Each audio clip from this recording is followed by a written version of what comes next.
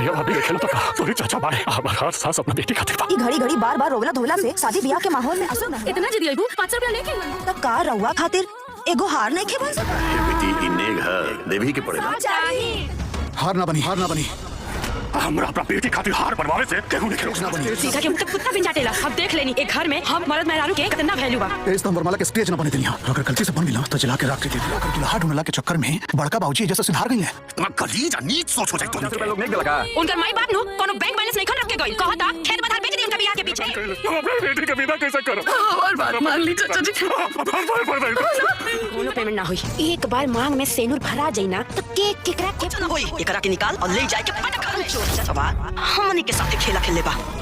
अब हमार जवन मन करी तवन हम करब। फोन कर बियाह मंगा चचवा के फोन तो वजूद ना जीरो बाजी मोबाइल मीटिंग बताओ।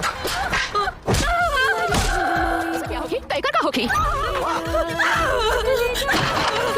चाचा जी रखे कसाईन के खूंटा में बांध देने चाचा जी मंगे की तरह जाई अब चाचा चाची के समझ में आई